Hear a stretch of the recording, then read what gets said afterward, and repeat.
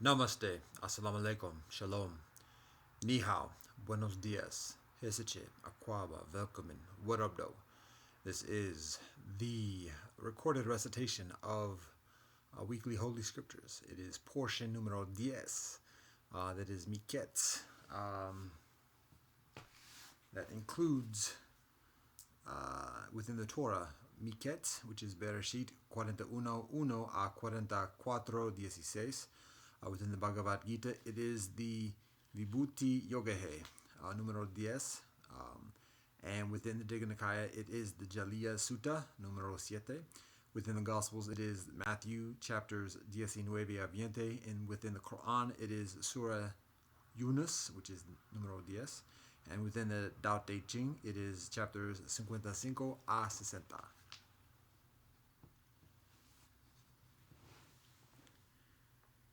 Bismillah ar-Rahman ar-Rahim. Allahu Abha. Deus noster, qui es in cielo, sanctificato nomen tuum, Baruch Salam. Dao kudao fehung dao. Ja. Baruch ata Adonai Eloheinu melech haolam asher ketzanu b'mitzvotav v'tzivanu hamotzi lechem min haaretz. Baruch ata Adonai Eloheinu melech haolam hamotzi lechem min haaretz. Kyrie eleison.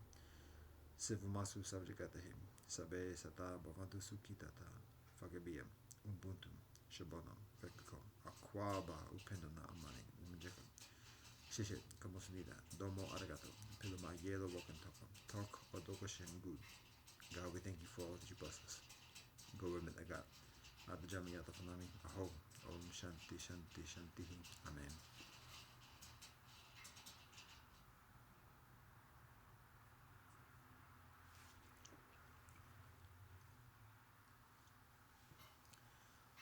Bismillah ar-Rahman ar-Rahim. Allahu Abha. Deus noster, qui es in cielo, sanctificato nomen tuum, Baruch Salam. Dao kudao fehung dao. Ja. Baruch ata Adonai Eloheinu melech haolam asher ketzanu b'mitzvotav v'tzivanu l'sok b'dvar Torah. Kyrie eleison. Sivumasu sabjikatahim. Sabe sata bavantu sukitata. Fagabiyam. Ubuntu. Shabonam. Vekako. Akwaba. Upendana amani. Umjekam. Shishe, kamosunida, domo arigato, pilima yelo wakon tokam, tok odoko shingu. God, we thank you for all that you bless us. Go with the God. At the Jamiyat Afanami, Aho, Om Shanti Shanti Shanti. Amen.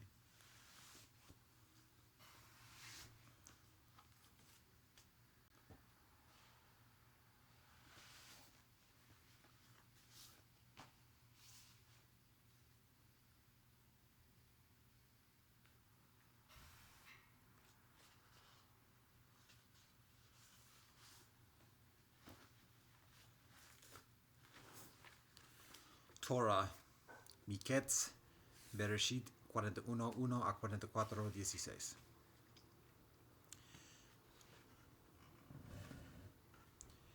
It came to pass at the end of 2 full years that Pharaoh was dreaming, and behold, he was standing by the Nile. And behold, from the Nile were coming up 7 cows of handsome appearance, of robust flesh, and they pastured in the marshland.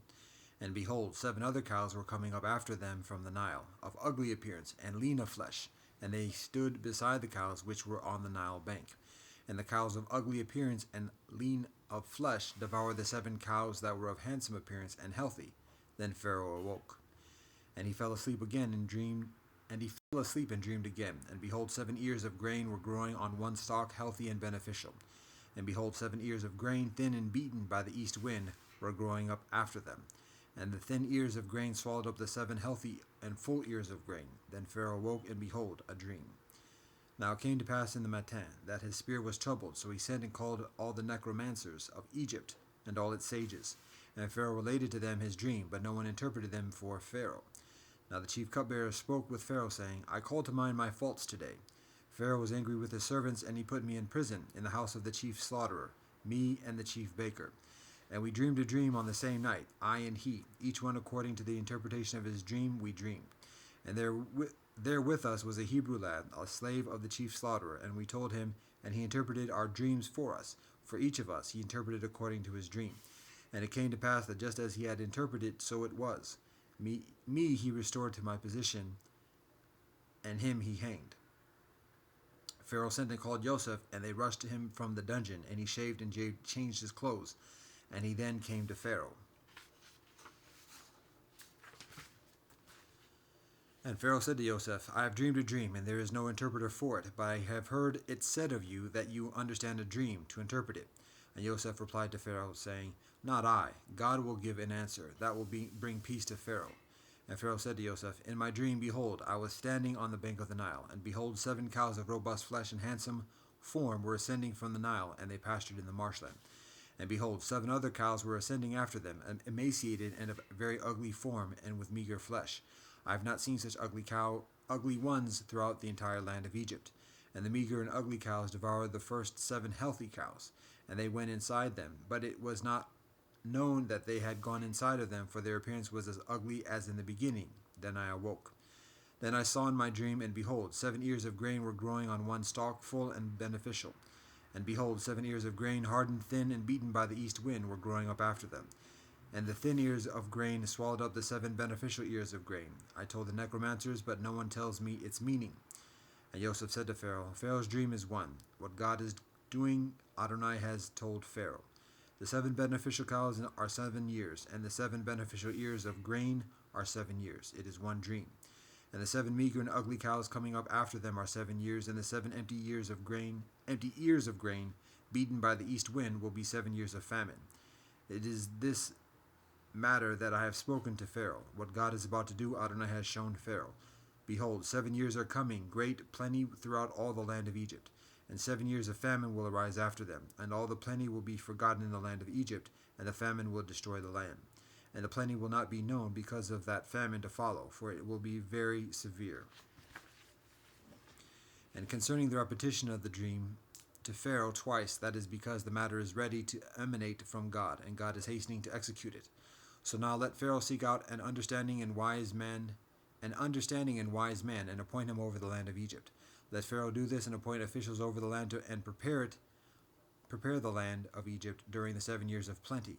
And let them collect all the food of these coming beneficial years. And let them gather the grain under Pharaoh's hand, food in the cities, and keep it. Thus the food will remain as a reserve for the land for the 7 years of famine, which will be in the land of Egypt, so that the land will not be destroyed by the famine. The matter pleased Pharaoh and all his servants. So Pharaoh said to his servants, Will we find anyone like this, a man in whom there is the Spirit of God? Then Pharaoh said to Joseph, Since God has let you know all this, there is no one as understanding and wise as you. You shall be appointed over my household, and through your command all my people shall be nourished. Only with the throne will I be greater than you. So Pharaoh said to Joseph, Look, I have appointed you over the entire land of Egypt. And Pharaoh removed his ring from his hand and placed it on Joseph's hand, and he attired him with raiment of fine linen, and he placed the golden chain around his neck.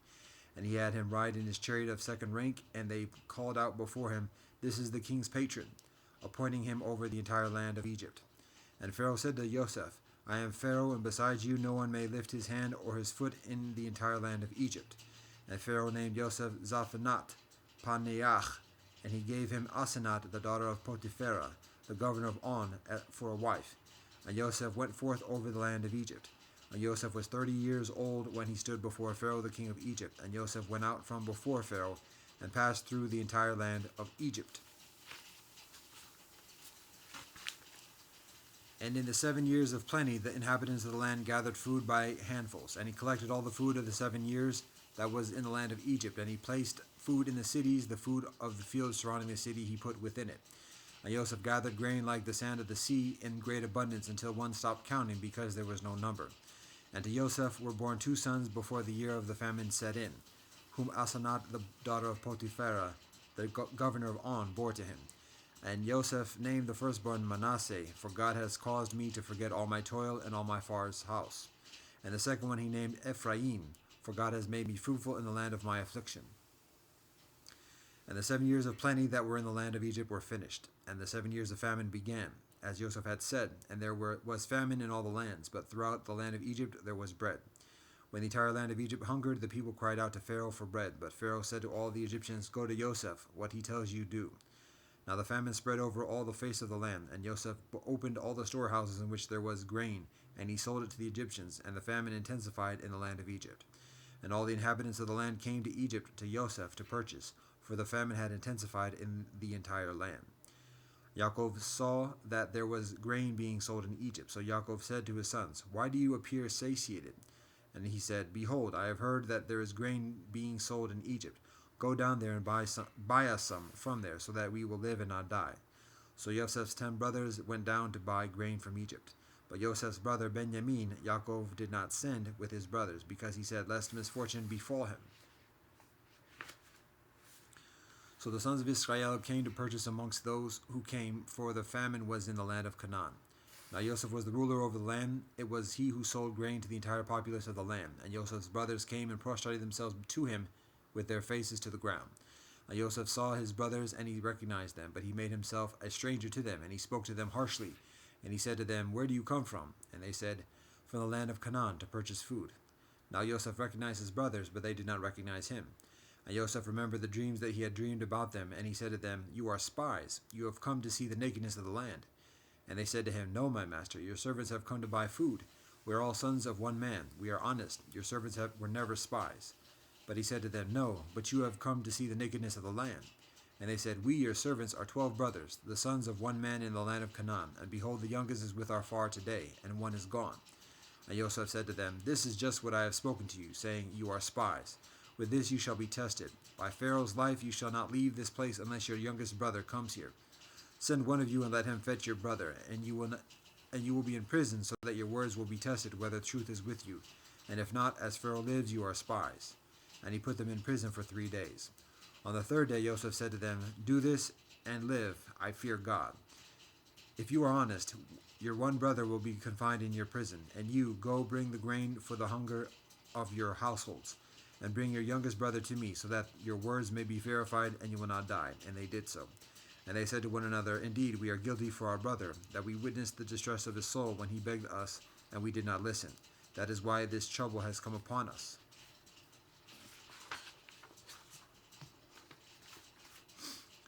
And Reuben answered them, saying, "Didn't I tell you, saying, Do not sin against the lad? But you did not listen. Behold, his blood too is being demanded." They did not know that Joseph understood, for the interpreter was between them. And he turned away from them and wept, then returned to them and spoke to them. And he took Shimon from amongst them, and imprisoned him before their eyes. And Joseph commanded, and they filled their vessels with grain. And he commanded to return their money into each one's sack, and to give them provisions for the journey. And he did so for them. And they loaded their grain upon their donkeys, and they went away from there. The one opened his sack to give fodder to his donkey at the lodging place, and he saw his money there it was, in the mouth of his sack. And he said to his brothers, "My money has been returned, and indeed here it is in my sack." Their hearts sank and trembled, and trembling they turned to one another, saying, "What is this that God has done to us?" And they came to Yaakov their father to the land of Canaan, and they told him all that had befallen them, saying, "The man, the master of the land, spoke to us harshly, and he accused us of spying on the land. And we said to him, We are honest. We were never spies.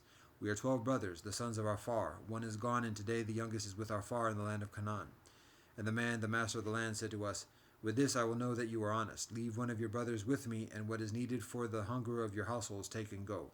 And bring your youngest brother to me, so that I will know that you are not spies, that you are honest. Then I will give you your brother, and you may travel around in the land." And it came to pass that they were emptying their sacks, and behold, each one's bundle of money was in his sack.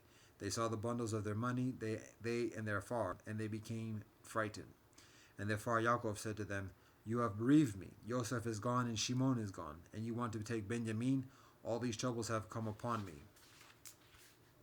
And Reuben spoke to his father, saying, "You may put my 2 sons to death if I don't bring him Benjamin to you. Put him into my hands, and I will return him to you."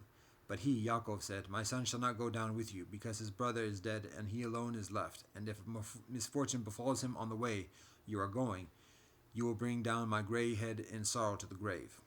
But the hunger was severe in the land. And it came to pass, when they finished eating the grain that they had brought from Egypt, that their father said to them, "Go back and buy us a little food." But Yehudah spoke to him, saying, "The man warned us repeatedly, saying, You shall not see my face if your brother is not with you. If you send our brother with us, we will go down and buy food for you. But if you do not send him, we will not go down, because the man said to us, You shall not see my face if your brother is not with you." And Israel said, "Why have you harmed me by telling the man that you have another brother?" They said, "The man asked asked about us and about our family, saying, Is your far still alive? Do you have a brother? And we told him according to these words. Could we have known that he would say, Bring your brother down? And Yehuda said to Israel his far, Send the lad with me, and we will get up and go, and we will live and not die, both we and you, and also our young children. I will guarantee him. From my hand you can demand him. If I do not bring him to you and stand him up before you, I will have sinned against you forever. For had we not tarried, by now we would have already returned twice. So Israel therefore said to them, If so, then do this. Take some of the choice products of the land in your vessels, and take down to the man as a gift a little balm and a little honey, wax and lotus, pistachios and almonds. And take double the money in your hands, and the money that was returned in the mouth of your sacks. You shall return in your hands. Perhaps it was an error. And take your brother, and get up, go back to the man. And may the Almighty God grant you compassion before the man, and he will release to you your other brother and Benjamin. And as for me, as I am bereaved, I am bereaved. So the men took this gift, and they took double the money in their hands and Benjamin, and they got up and went down to Egypt and stood before Joseph. When Joseph saw Benjamin with them, he said to the overseer of his house, Bring the men into the house and give orders to slaughter an animal and to prepare, for the men will eat with me at lunch. And the man did as Joseph had said, and the man brought the men into Joseph's house. Now the men were frightened because they had been brought into Joseph's house, and they said, On account of the money that came back in our sacks at first, we are brought to roll upon us and to fall upon us and to take us as slaves and our donkeys as well. So they drew near the man who was over Joseph's house, and they spoke to him at the entrance of the house. And they said, Please, my master, we came down at first to purchase food.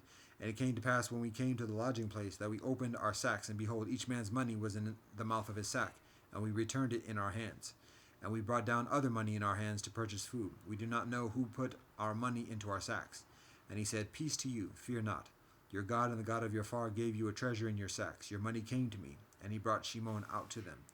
Then the man brought the brothers, into Joseph's house, and he gave them water, and they washed their feet, and he gave fodder to their donkeys. And they prepared the gift until Joseph would come at lunchtime, for they heard that they would eat bread. And Joseph came home, and they brought him the gift that was in their hands into the house, and they prostrated themselves to him to the ground. He inquired after the welfare, and he said to them, Is your elderly far, whom you mentioned, well? Is he still alive? And they said, Your servant our far is well, he is still alive. And they bowed and prostrated themselves. And he lifted his eyes and saw Benjamin, his brother, the son of his Mor. And he said, Is this your little brother, whom you told me about? And he said, May God favor you, my son. And Joseph hastened, for his mercy was stirred towards his brother, and he wanted to weep, so he went into the room and wept there. And he washed his face and came out, and he restrained himself and said, Serve the food. And they set for him separately, and for them separately, and for the Egyptians who ate with him separately, because the Egyptians could not eat food with the Hebrews, because it is an abomination to the Egyptians. They sat before him, the firstborn according to his age, and the youngest according to his youth. And the men looked at each other in astonishment. And he had portions brought to them from before him, and Benjamin's portion was 5 times as large as the portions of any of them. And they drank and became intoxicated with him. Then he commanded the overseer of his house, saying, Fill the men's sacks with food as much as they can carry, and put each man's money into the mouth of his sack. And my goblet, the silver goblet, put into the mouth of the sack of the youngest, and his purchase money. And he did according to Joseph's word, which he had spoken. The matin became light, and the men were sent on their way, they and their donkeys. They had exited the city, but had not gone distance, when Joseph said to the overseer of his house, Get up, pursue the men, and when you overtake them, say to them, Why have you repaid benevolence with evil? Is not this the one my master drinks from? Why, he even divins with it. You have done evil by the way you have acted. He overtook them, and he said these words to them. And they said to him, Why should my master say such words as these? Distant be it from your servants to do such a thing like this. Behold, the money we found in the mouths of our sacks we returned to you from the land of Canaan. So how could we steal from your master's house silver or gold?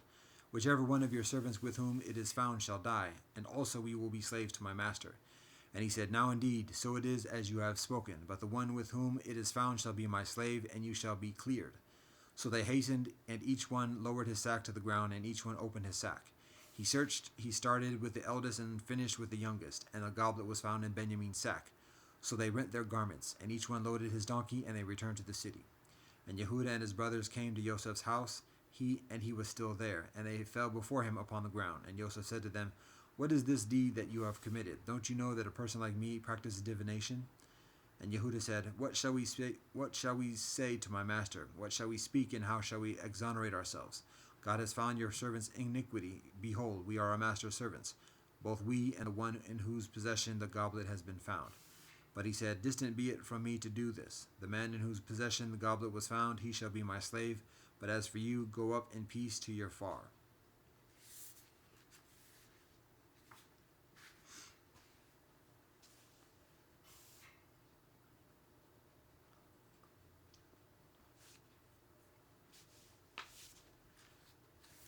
Bhagavad Gita, Vibhuti Yogahe. Number 10. Sri Krishna said,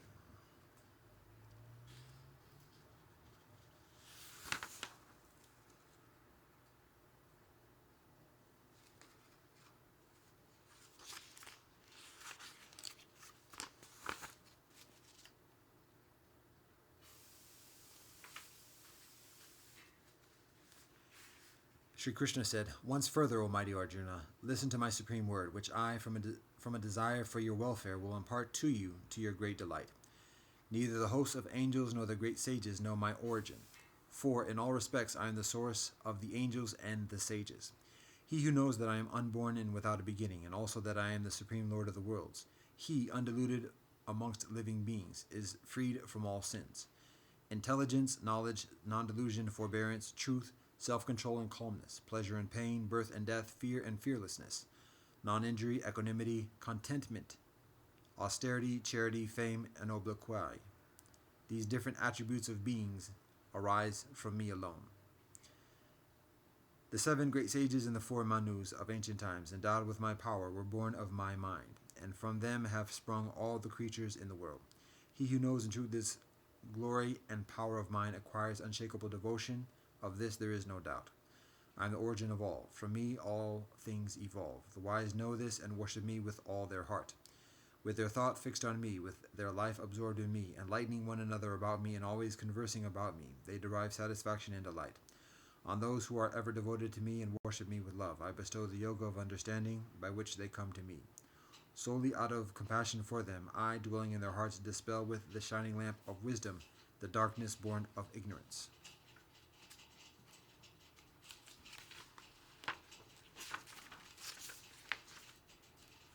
Arjuna said, "You are the supreme Brahman, the supreme abode, the supreme holiness. All the sages have declared you to be the eternal, self-luminous person, the first of the angels, unborn and all-pervading. Likewise have the divine sages, Narada, Asita, Devala, and Vyasa, proclaimed. So too have you said unto me. I hold as true all that you have said to me, O Kaseva. Verily neither the angels nor the demons, O Lord, know your manifestations. You alone know yourself through yourself, O Supreme Person, O Creator of all beings, O Lord of all beings, O God of angels, O Ruler of the world. You should indeed tell me in full of your divine powers, whereby you pervade all the worlds and abide in them. How may I know you, O Yogi? By constant meditation. And what various things, O Lord, are you to be contemplated by me? Tell me once further in detail, O Janardana, of your yoga powers and glories, for I am never filled with hearing your ambrosial words." Sri Krishna said, "I will tell you now of my divine attributes, O best of the Kurus, only of those that are preeminent, for there is no limit to my extent. I am the self, O Gedekesa, seated in the hearts of all creatures. I am the beginning, the middle, and the end of all beings. Of the Adityas I am Vishnu, of lights I am the radiant Soleil, I am Marichi of the Maruts, and amongst the orbs of night I am the moon.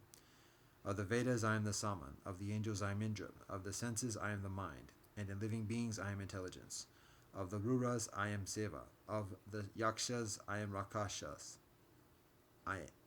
Of the Yakshas and Rakshasas I am Kuvera. Of the Vasus I am fire, and of the mountains I am Meru. Of priests, O Partha, know me to be the chief Brihaspati. Of generals I am Skanda. Of reservoirs of water I am the ocean. Of the great rishis I am Brigu, and of words I am the monosyllable Om. Of sacrifices I am the sacrifice of Japa. Of immovable things I am the Himalaya. Of all trees I am the Asvata, and of the Devarshis I am Narada. Of the Gandharvas I am Chitarata, and of the perfected ones I am the sage of Kapila. Of weapons I am the thunderbolt, of cows I am Kamuduk. I am Kandarpa, the cause of offspring, and of serpents I am Vasuki. Of horses know me to be Chase, Sravas, born of the Amrita. Of masterly elephants I am Aravata, and of men I am the monarch. Of the Nagas I am Ananta, of the dwellers in water I am Varuna, of the Pritis I am Aryama, and of those that practice self-control I am Yama. Of the Daityas I am Pralada, and of measures I am time. Of beasts I am the lion, and of birds I am Garuda. Of purifiers I am the wind, of warriors I am Rama. Of fishes I am the shark, and of rivers I am the Ganges. Of created things I am the beginning and the end, and also the middle, O Arjuna. Of all sciences I am the science of the self, and in disputation I am reason. Of letters I am the letter A, and of compound words I am the Dvanda. I myself am inexhaustible time, and I am the dispenser facing everywhere. I am all-seizing death. I am the prosperity of those who are to be prosperous, and of female powers I am glory, fortune, speech, memory, intelligence.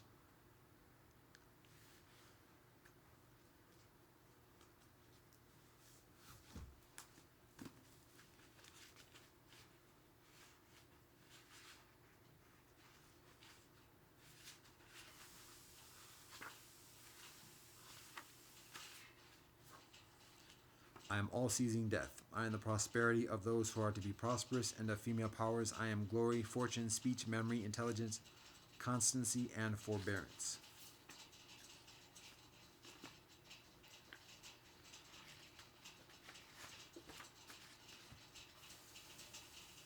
Of the Saman hymns I am the Brihats Saman, and of the meters I am the Gayatri.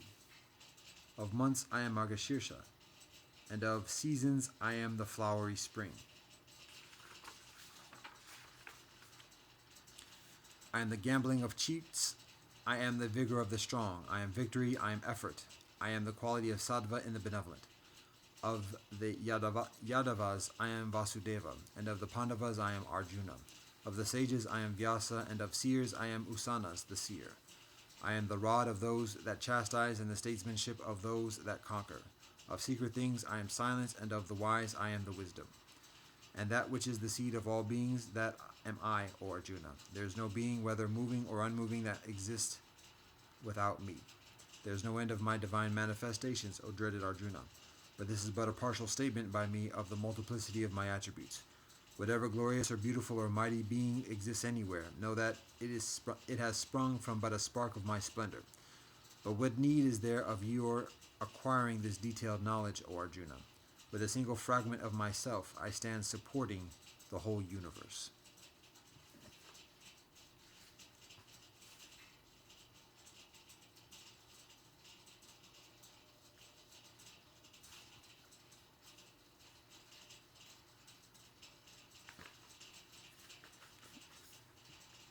The Dignikaya Jaliya Sutta, número 7.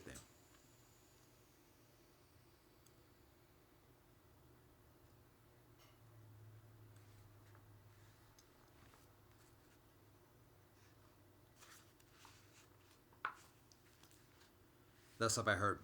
The Blessed One was once staying at Vesali at the gabled hall in the great wood. Now at the time the number of Brahmins who had been sent on pressing business of one kind or another from Kosali and Magadha were lodging at Vesali, and they heard the news. They say that the Samana Gotama of the Sakya clan, who went out from the Asakya family to adopt the religious life, is now staying at Vesali at the gabled hall in the great wood. Now regarding that venerable Gotama, such is the high reputation that has been noised abroad.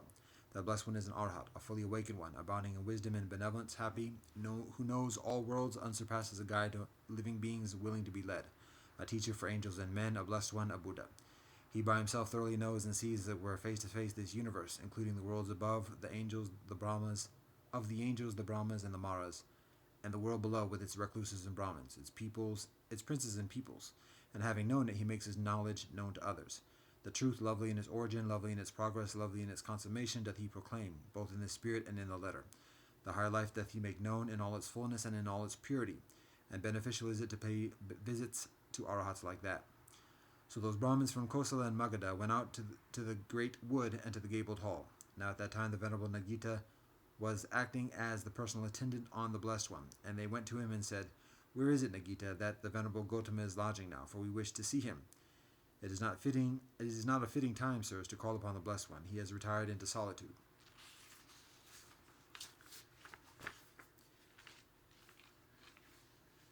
Then they sat down round about, saying, "We will not go away without seeing the Venerable Gotama." And Harala the Kavi too came to the great wood and to the gabled hall with a retinue of his clan, and going up to the Venerable Nagita, he saluted him, and reverently said, standing apart, he said to him, "Where, Venerable Nagita, is the Blessed One now lodging, the Arhat, the Buddha? For we wish to see him."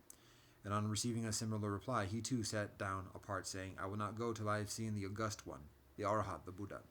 But Siha, a novice, came up to the Venerable Nagita, and saluted him, and standing reverently apart, he said to him, "These envoys of the Brahmins from Kosala and Magadha, many of them have come, O Kassapa, to call upon the Blessed One, and Harala the Kavi too, with the retinue of his clan, has come to do the same. 'Twere best, O Kassapa, that all this folk should be allowed to see the Blessed One." "Very well then, Siha, tell the Blessed One yourself." "Very well, sir." And said Siha, the novice, in assent to the Venerable Nagita. And he went where the Blessed One was, and saluted him, and standing reverently apart, he said to him, even as he had said to Nagita, "Very well, Siha, spread out a mat for me in the shade in front of the house." And Siha did so, and the Blessed One came out from the house and sat down. And the Brahmins from Kosala and Magadha exchanged with him the greetings and compliments of politeness and courtesy, and took their seats on one side. And Harala the Lokavi also, with the retinue of his clan, bowed down to the Blessed One, and seated himself on one side.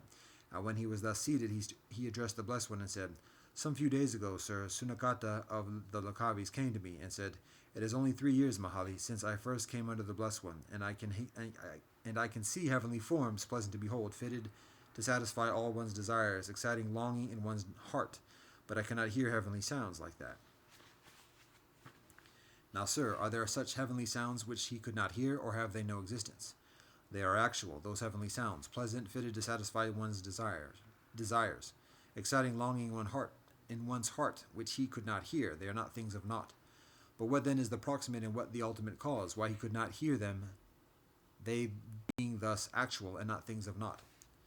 Suppose a recluse, Mahali, to have practiced one-sided concentration of mind, with the object of seeing such heavenly forms in any one direction, in the east or the south or the west or the north, or above or below or across, and not with the object of hearing such heavenly sounds. Then, since he has practiced one-sided concentration, with the one object only in view, he only sees the sights, he hears not the sounds. And why not? Because of the nature of his self-concentration, samadhi. And so also, Mahali, if he have practiced one-sided concentration with the object of hearing in any one direction the heavenly sounds, then and for the same reason he hears the sounds, but he sees not the sights. But suppose, Mahali, he has practiced self-concentration with the double object in view of seeing and hearing in any one direction those heavenly sights and those heavenly sounds. Then, since he has practiced self-concentration with the double object in view, he both sees the sights and hears the sounds. And why so? Because of the nature of his self-concentration. Then, sir, is it for the sake of attaining to the practice of such self-concentration that the brethren lead the religious life under the Blessed One? No, Mahali, there are things higher and sweeter than that, for the sake of which they do so. And what, sir, may those other things be? In the first place, Mahali, a brother by the complete destruction of the three bonds, the delusions of self-doubt and trust, in the efficacy of benevolent works and ceremonies, becomes a converted man, one who cannot be reborn in any state of woe, and is assured of attaining to the insight of the stages higher still. That, Mahali, is a condition higher and sweeter, for the sake of which the brethren lead the religious life under me. And then further, Mahali, a brother by the complete destruction of those three bonds, and by reducing to a minimum lust, ill will, and dullness, becomes a once returner, one who on his first return to this world shall make an end of pain. That, Mahali, is a condition higher still and sweeter, for the sake of which the brethren lead the religious life under me. And then further, Mahali, a brother by the complete destruction of the five bonds, that people bind to this world becomes an inheritor of the highest heavens, there to pass away, thence never to return. That, Mahali, is a condition higher still and sweeter, for the sake of which the brethren lead the religious life under me. And then further, Mahali, when a brother by the destruction of the deadly floods or intoxications, lusts, becomings, delusion, and ignorance, has by himself known and realized and continues to abide here in this visible world, in that emancipation of mind, that emancipation of heart, which is arahatship. That Mahali is a condition higher still and sweeter still, for the sake of which the brethren lead the religious life under me. Such Mahali are the conditions higher and sweeter than seeing heavenly sights and hearing heavenly sounds, for the sake of which the brethren lead the religious life under me. But is there, sir, a path? Is there a method for the realization of these conditions? Yes, Mahali, there is. And what, sir, may be that path? What that method? Verily, it is the noble eightfold path, that is to say, right views, right aspirations, right speech, right action, a right means of livelihood, right effort, right mindfulness, and right ecstasy in self-concentration. This, Mahali, is the path, and this the method for the realization of these conditions. One day, Mahali, I was staying at Kasambi in the Gosita Pleasuance. There are two recluses, Mandisa, the wandering mendicant, and Jalia, the pupil of Darupatika, the man with the wooden bowl, came to me and exchanged with me the greetings and compliments of politeness and courtesy, and stood reverently apart. And so standing, they said to me, "How is it then, O Venerable Gotama? Is the soul the same thing as the body, or is the soul one thing and the body another? Listen then, sirs, and give heed attentively, and I will speak." "Very well, sir," said those two mendicants in assent, and I spake as follows.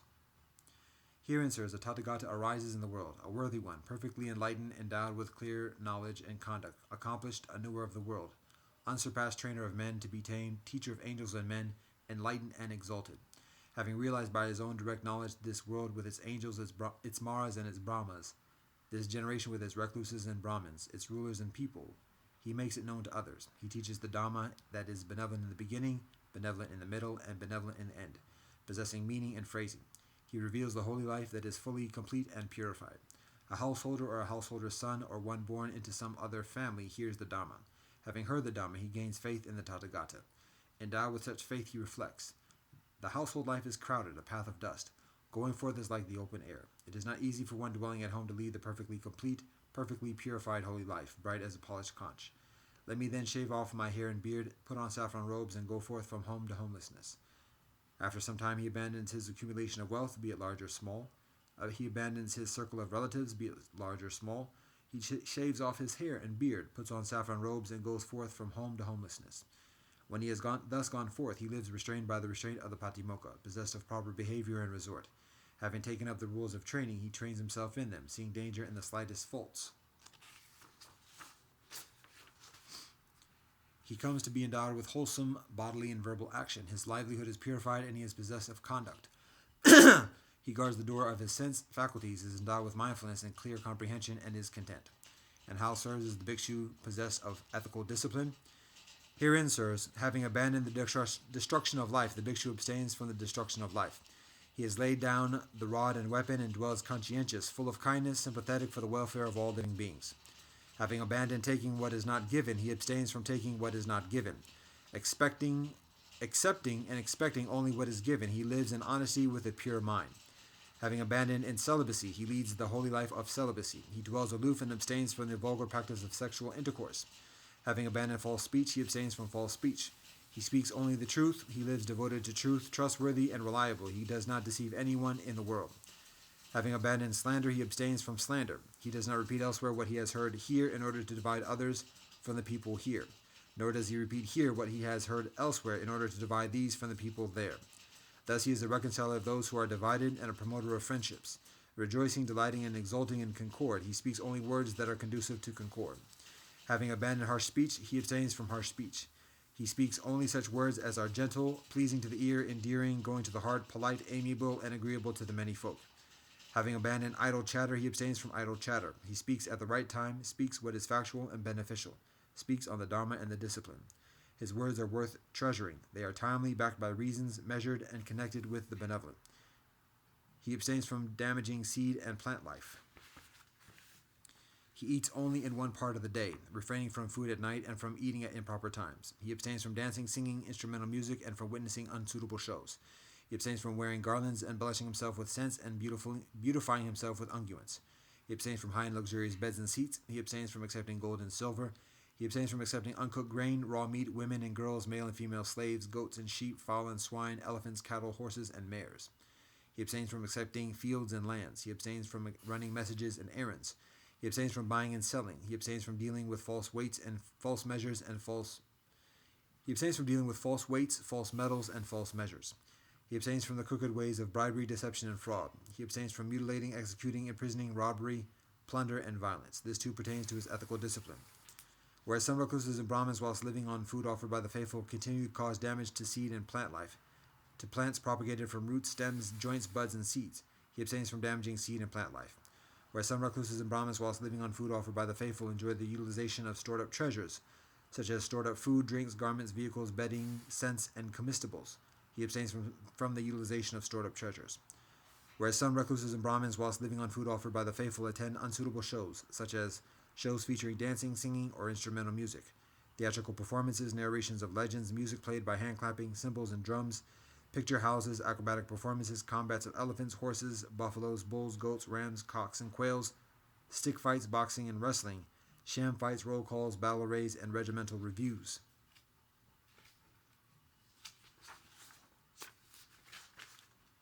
He abstains from attending such unsuitable shows. Whereas some recluses and Brahmins, whilst living on food offered by the faithful, indulge in the following games and recreations: Atapada, a game played on an 8-row chessboard; Dasapada, a game played on a 10-row chessboard; Akasa, played by imagining a board in the air; Pariharapata, hopscotch, a diagram is drawn on the ground and one has to jump in the allowable spaces to avoid the lines; Santika, spillikins, assembling the parts in a pile, removing and returning them without disturbing the pile; Kalika, dice games; Gatika, hitting a short stick with a long stick; Salakahata, a game played by dipping the hand in paint or dye, striking the ground or a wall, and requiring the participants to show the figure of an elephant or horse.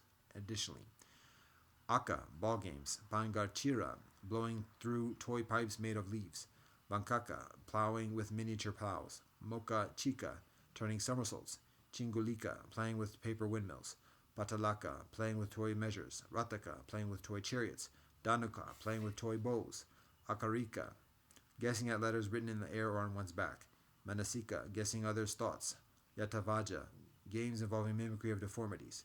He abstains from such games that are a basis for negligence. Whereas some recluses and Brahmins, whilst living on food offered by the faithful, enjoy the utilization of high and luxurious beds and seats, such as spacious couches, thrones with animal figures carved on the supports, long-haired coverlets, multicolored patchwork coverlets, white woolen coverlets, woolen coverlets embroidered with flowers, quilts stuffed with cotton, woolen coverlets embroidered with animal figures, woolen coverlets with hair on both sides or on one side, bedspreads embroidered with gems, silk coverlets, dance hall carpets, elephant, horse, or chariot rugs, rugs of antelope skins, choice spreads made of kadali deer hides, spreads with red awnings overhead, couches with red cushions for head and feet. He abstains from the utilization of such high and luxurious beds and seats.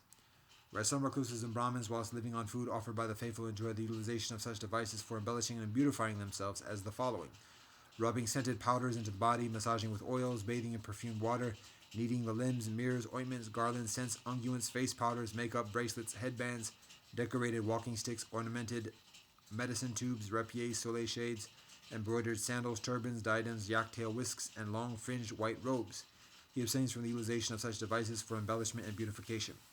Whereas some recluses and Brahmins, whilst living on the food offered by the faithful, engage in frivolous chatter, such as talk about kings, thieves, and ministers of state, talk about armies, dangers, and wars, talk about food, drink, garments, and lodgings, talk about garlands and scents, talk about relations, vehicles, villages, towns, cities, and countries, talk about women and talk about heroes, street talk and talk by the well, talk about those departed in days gone by, rambling chit-chat, speculations about the world and about the sea, talk about gain and loss.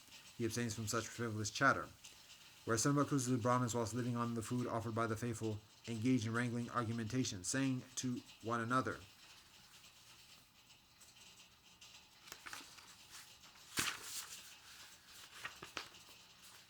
"You don't understand this doctrine and discipline. It is I who understand this doctrine and discipline.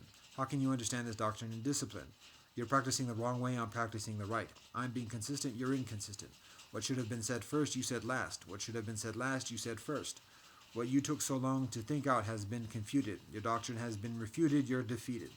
Go try to save your doctrine or disentangle yourself now if you can." He abstains from such wrangling argumentation.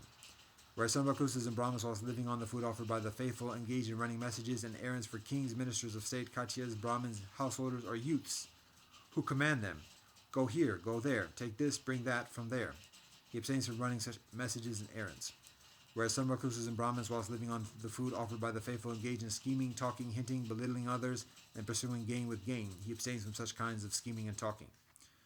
Whereas some recluses and Brahmins, whilst living on the food offered by the faithful, earn their living by wrong means of livelihood by such debased arts as prophesying long life, prosperity additionally, or the reverse from the marks on a person's limbs, hands, feet additionally, divining by means of omens and signs, making auguries on the basis of thunderbolts and celestial portents, interpreting ominous dreams, telling fortunes from marks on the body, making auguries from the marks on cloth gnawed by mice, offering fire oblations, offering oblations from the aledo, offering oblations of husks, rice powder, rice grains, ghee, and oil to the angels, offering oblations from the mouth, offering blood sacrifices to the angels, making predictions based on the fingertips, determining whether the site for a proposed house or garden is propitious or not, making predictions for officers of state, laying demons in the cemetery, laying ghosts, knowledge of charms to be pronounced by one living in an earthen house, snake charming, the poison craft, scorpion craft, rat craft, bird craft, crow craft, foretelling the number of years that a man has to live, reciting charms to give protection from arrows,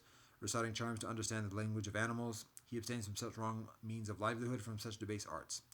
Whereas some recluses and Brahmins, whilst living on the food offered by the faithful, earn their living by wrong means of livelihood by such debased arts as interpreting the significance of the color, shape, and other features of the following items to determine whether they portend fortune or misfortune for their owners: gems, garments, staffs, swords, spears, arrows, bows, other weapons, women, men, boys, girls, slaves, slave women, elephants, horses, buffaloes, bulls, cows, goats, rams, fowl, quails, lizards, earrings or house gables, tortoises, and other animals. He abstains from such wrong means of livelihood and from such debased arts. Whereas some recluses and Brahmins, whilst living on the food offered by the faithful, earn their living by wrong means of livelihood by such debased arts as making predictions to the effect that the king will march forth, the king will return, our king will attack, and the enemy king will retreat. The enemy king will attack, and our king will retreat. Our king will triumph, and the enemy king will be defeated. The enemy king will triumph, and our king will be defeated. Thus there will be victory for one and defeat for the other. He abstains from such wrong means of livelihood, from such debased arts. Whereas some recluses and Brahmins, whilst living on the food offered by the faithful, earn their living by wrong means of livelihood by such debased arts as predicting there will be an eclipse of the moon, an eclipse of the soleil, an eclipse of a constellation. The soleil and the moon will go on their proper courses. There will be an aberration of the soleil and moon. The constellations will go on their proper courses. There will be an aberration of a constellation. There will be a fall of meteors. There will be a sky blaze. There will be an earthquake. There will be an earth war. There will be a rising and setting, a darkening and brightening of the moon, soleil, and constellations. Such will be the result of the moon's eclipse, such the result of the soleil's eclipse, and so on down to such will be the result of the rising and setting, darkening and brightening of the moon, soleil, and constellations. He abstains from such wrong means of livelihood, from such debased arts. Whereas some recluses and Brahmins, whilst living on the food offered by the faithful, earn their living by wrong means of livelihood by such debased arts as predicting there will be an abundant rain, there will be a drought, there will be a benevolent harvest, there will be a famine, there will be security, there will be danger, there will be sickness, there will be health. Or they earn their living by accounting, computation, calculation, the composing of poetry, and speculations about the world. He abstains from such wrong means of livelihood, from such debased arts. Whereas some recluses and Brahmins, whilst living on the food offered by the faithful, earn their living by wrong means of livelihood by such debased arts as arranging auspicious dates for marriages, both those in which the bride is brought home and those in which she is sent out, arranging auspicious dates for betrothals and divorces, arranging auspicious dates for the accumulation or expenditure of money, reciting charms to make people lucky or unlucky, rejuvenating the fetuses of abortive women, reciting spells to bind a man's tongue, to paralyze his jaws, to make him lose control over his hands, or to bring on deafness, obtaining auricular answers to questions by means of a mirror, or a girl, or an angel, worshipping the soleil, worshipping Mahabrahma, bringing forth flames from the mouth, invoking the angel of luck. He abstains from such wrong means of livelihood, from such debased arts.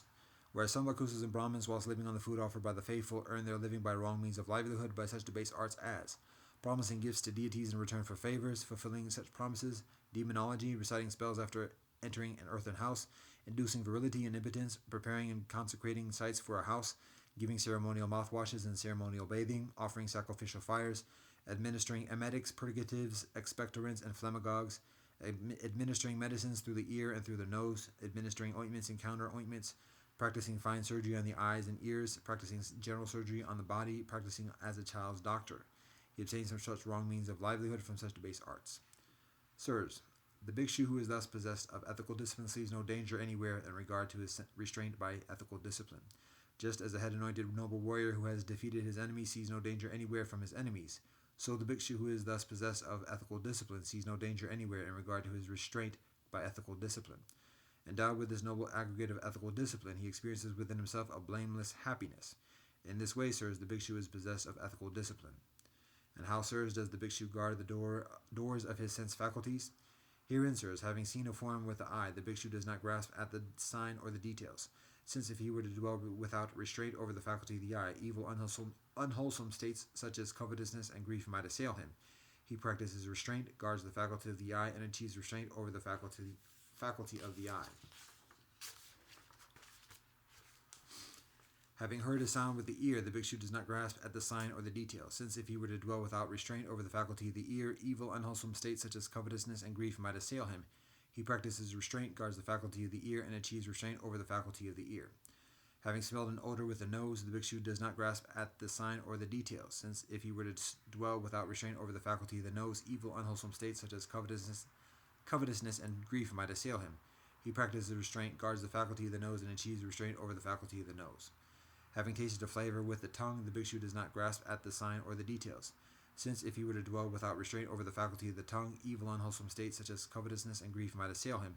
He practices restraint, guards the faculty of the tongue, and achieves restraint over the faculty of the tongue. Having touched a tangible object with the body, the bhikshu does not grasp at the sign or the details, since if he were to dwell without restraint over the faculty of the body, evil, unwholesome states such as covetousness and grief might assail him. He practices restraint, guards the faculty of the body, and achieves restraint over the faculty of the body. Having cognized a mind object with the body, the bhikshu does not grasp at the sign or the details, since if he were to dwell without restraint over the faculty of the mind, evil, unwholesome states such as covetousness and grief might assail him. He practices restraint, guards the faculty of the mind, and achieves restraint over the faculty of the mind. Endowed with this noble restraint of the sense faculties, he experiences within himself an unblemished happiness. In this way, sirs, the bhikshu guards the doors of the sense faculties. And how, sirs, is the bhikshu endowed with mindfulness and clear comprehension? Herein, sirs, in going forward and returning, the bhikshu acts with clear comprehension. In looking ahead and looking aside, he acts with clear comprehension. In bending and stretching of the limbs, he acts with clear comprehension. And wearing his robes and cloak and utilizing his alms bowl, he acts with clear comprehension. In eating, drinking, chewing, and tasting, he acts with clear comprehension. In defecating and urinating, he acts with clear comprehension. In going, standing, sitting, lying down, waking up, speaking, and remaining silent, he acts with clear comprehension. In this way, sirs, the bhikshu is endowed with mindfulness and clear comprehension. And how, sirs, is the bhikshu content? Herein, sirs, the bhikshu is content with robes to protect his body and alms food to sustain his belly. Wherever he goes, he sets out, taking only his requisites along with him. Just as a bird, wherever it goes, flies with its wings as its only burden, in the same way a bhikshu is content with robes to protect his body and alms food to sustain his belly. Wherever he goes, he sets out, taking only his requisites along with him. In this way, sirs, the bhikshu is content.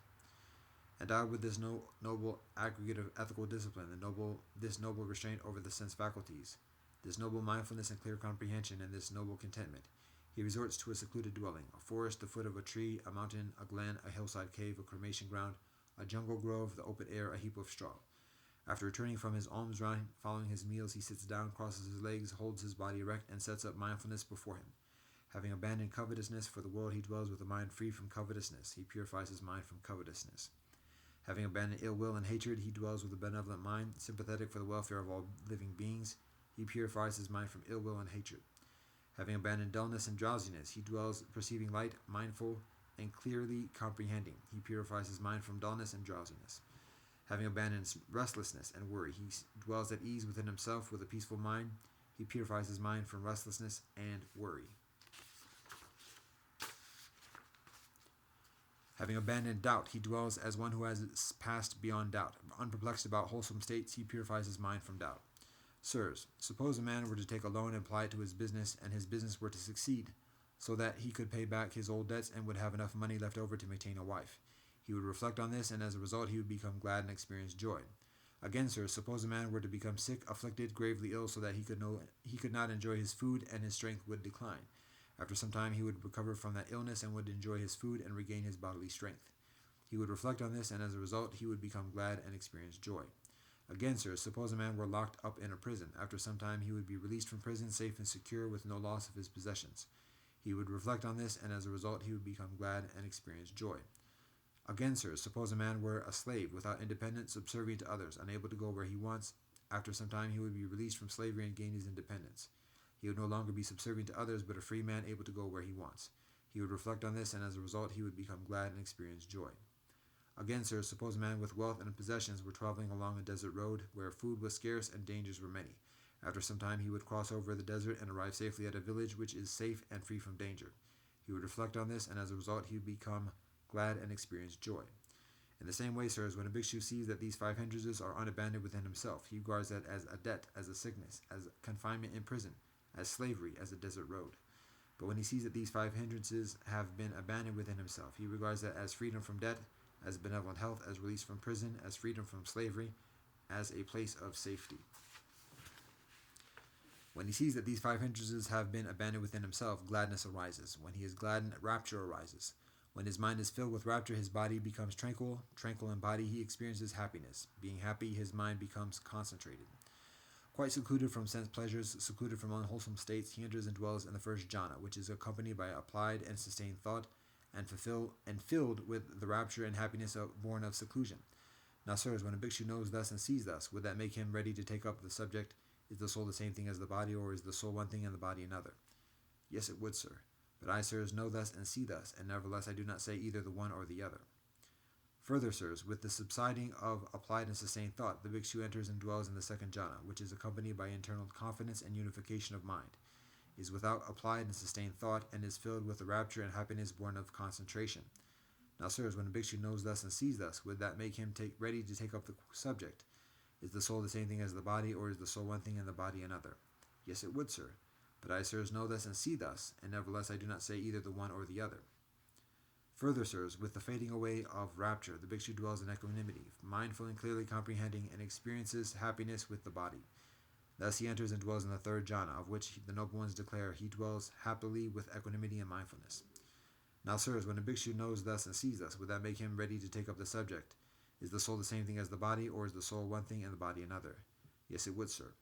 But I, sirs, know thus and see thus, and nevertheless I do not say either the one or the other.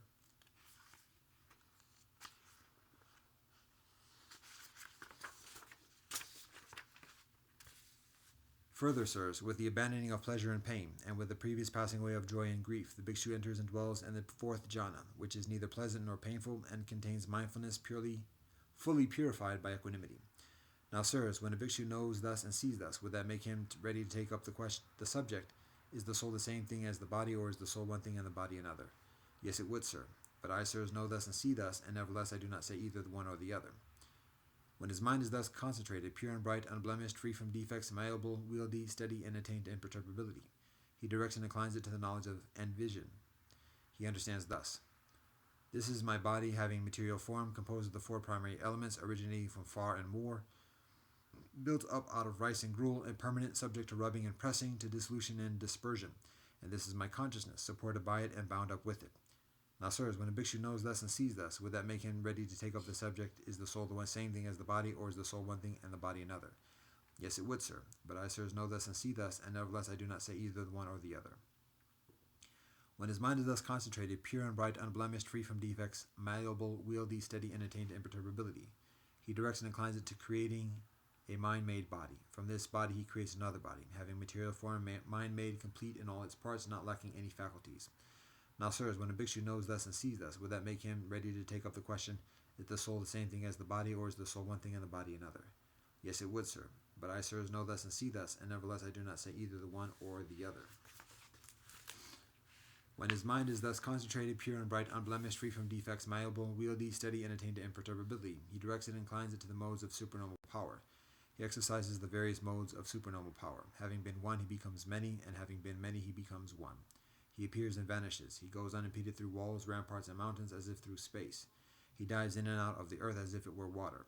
He walks on water without sinking as if it were earth. Sitting cross-legged, he travels through space like a winged bird. With his hand, he touches and strokes the soleil and the moon, so mighty and powerful. He exercises mastery over the body as much as the Brahma world. Now, sirs, when a bhikshu knows thus and sees thus, would that make him ready to take up the subject: is the soul the same thing as the body, or is the soul one thing and the body another? Yes, it would, sir. But I, sirs, know thus and see thus, and nevertheless I do not say either the one or the other. When his mind is thus concentrated, pure and bright, unblemished, free from defects, malleable, wieldy, steady, and attained to imperturbability, he directs and inclines it to the divine ear element, With the divine ear element, which is purified and surpasses the human, he hears both kinds of sound, the divine and the human, those which are distant and those which are near. Now, sirs, when a bhikshu knows thus and sees thus, would that make him ready to take up the subject? Is the soul the same thing as the body, or is the soul one thing and the body another? Yes, it would, sir.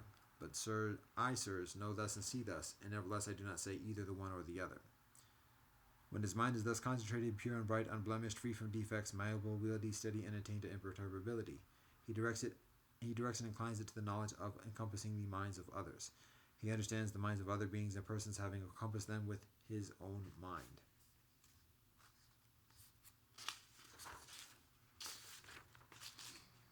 He understands a mind with lust as a mind with lust, and a mind without lust as a mind without lust. He understands a mind with hatred as a mind with hatred, and a mind without hatred as a mind without hatred.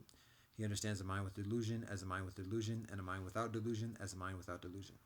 He understands a contracted mind as a contracted mind, and a distracted mind as a distracted mind. He understands an exalted mind as an exalted mind, and an unexalted mind as an unexalted mind. He understands a surpassable mind as a surpassable mind, and an unsurpassable mind as an unsurpassable mind. He understands a concentrated mind as a concentrated mind, and an unconcentrated mind as an unconcentrated mind. He understands a liberated mind as a liberated mind, and an unliberated mind as an unliberated mind. Now, sirs, when a bhikshu knows thus and sees thus, would that make him ready to take up the subject? Is the soul the same thing as the body, or is the soul one thing and the body another? Yes, it would, sir. But I, sirs, know thus and see thus, and nevertheless I do not say either the one or the other. When his mind is thus concentrated, pure and bright, unblemished, free from defects, malleable, wieldy, steady, and attained imperturbability, he directs and inclines it to the knowledge of recollecting past lives. He recollects his numerous past lives, that is, 1 birth, 2 births, 3, 4, 5 births, 10, 20, 30, 40, 50 births, 100 births, 1,000 births, 100,000 births, many eons of world contraction, many eons of world expansion, many eons of world contraction and expansion. Recollecting. There I had such a name, belonged to such a clan, had such an appearance, such was my food, such my experience of pleasure and pain, such my span of life. Passing away from that state, I re-arose there. There too I had such a name, belonged to such a clan, had such an appearance, such was my food, such my experience of pleasure and pain, such my span of life. Passing away from that state, I re-arose here. Thus he recollects his numerous past lives in their modes and their details. Now, sirs, when a bhikshu knows thus and sees thus, would that make him ready to take up the subject? Is the soul the same thing as the body, or is the soul one thing and the body another? Yes, it would, sir. But I, sirs, know thus and see thus, and nevertheless I do not say either the one or the other. When his mind is thus concentrated, pure and bright, unblemished, free from defects, malleable, wieldy, steady, and attained to imperturbability, he directs and inclines it to the knowledge of the passing away and reappearance of beings. With the divine eye, which is purified and surpasses the human, he sees beings passing away and reappearing, inferior and superior, beautiful and ugly, fortunate and unfortunate. And he understands how beings fare according to their karma thus. These beings who were endowed with bad conduct of body, speech, and mind, who reviled the noble ones, held wrong views, and undertook actions governed by wrong views, with the breakup of the body after death, have reappeared in the plane of misery, the bad destinations, the lower realms, in hell. But these beings who were endowed with benevolent conduct of body, speech, and mind, who did not revile the noble ones, held right views, and undertook actions governed by right views, with the breakup of the body after death, have reappeared in the benevolent destinations in the heavenly world. Thus, with the divine eye, which is purified and surpasses the human, he sees beings passing away and reappearing, inferior and superior, beautiful and ugly, fortunate and unfortunate, and he understands how beings fare in accordance with their karma. Now, sirs, when a bhikshu knows thus and sees thus, would that make him ready to take up the subject? Is the soul the same thing as the body, or is the soul one thing and the body another? Yes, it would, sir. But I, sirs, know thus and see thus, and nevertheless I do not say either the one or the other.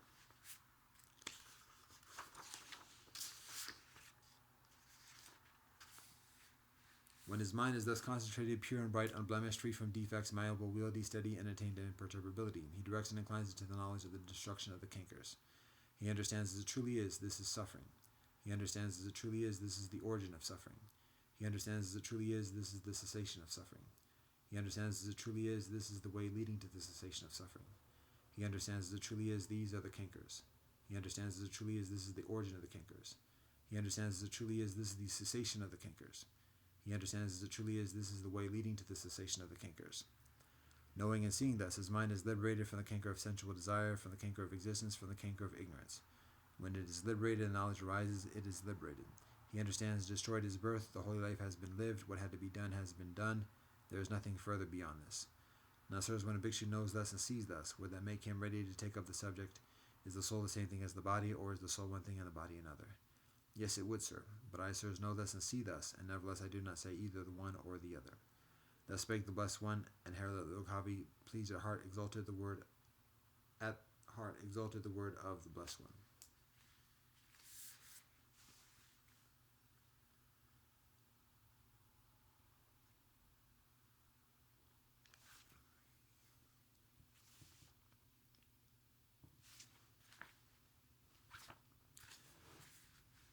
Gospels. Matthew 19:20. When Jesus had finished saying these things, he left Galilee and went into the region of Judea to the other side of the Jordan. Large crowds followed him, and he healed them there. Some Pharisees came to him to test him. They asked, "Is it lawful for a man to divorce his wife for any and every reason?" "Haven't you read," he replied, "that at the beginning the Creator made them male and female, and said, 'For this reason a man will leave his far and more, and be united to his wife, and the two will become one flesh? So they are no longer two, but one flesh. Therefore what God has joined together, let no one separate.'" "Why then," they asked, "did Moshe command that a man give his wife a certificate of divorce and send her away?" Jesus replied, "Moshe permitted you to divorce your wives because your hearts were hard. But it was not this way from the beginning. I tell you that anyone who divorces his wife except for sexual indecency and marries another woman commits adultery." The disciples said to him, "If this is the situation between a husband and wife, it is better not to marry." Jesus replied, "Not everyone can accept this word, but only those to whom it has been given. For there are eunuchs who are born that way, and there are eunuchs who have been made eunuchs by others, and there are those who choose to live like eunuchs for the sake of the sovereignty of heaven. The one who can accept this should accept it." Then people brought little children to Jesus for him to place his hands on them and pray for them, but the disciples rebuked them. Jesus said, "Let the children come to me, and do not hinder them, for the sovereignty of heaven belongs to such as these." When he had placed his hands on them, he went on from there. Just then a man came up to Jesus and asked, "Teacher, what benevolent thing must I do to get eternal life?" "Why do you ask me about what is benevolent?" Jesus replied. "There is only one who is benevolent. If you want to enter life, keep the commandments." "Which ones?" he inquired. Jesus replied, "You shall not murder, you shall not commit adultery, you shall not steal, you shall not give false testimony. Honor your far and more, and love your neighbor as yourself."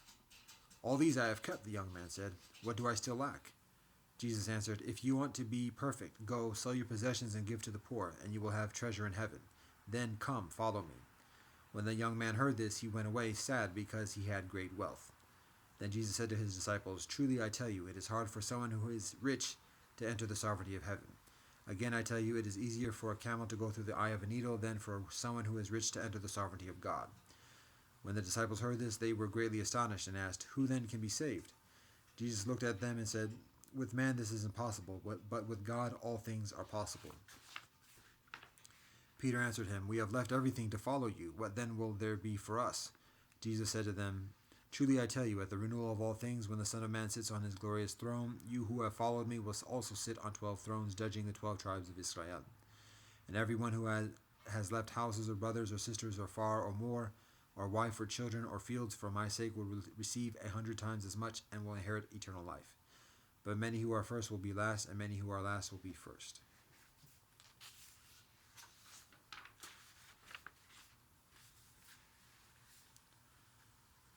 For the sovereignty of heaven is like a landowner who went out early in the matin to hire workers for his vineyard. He agreed to pay them a denarius for the day and sent them into his vineyard. About 9 in the matin he went out and saw others standing in the marketplace doing nothing.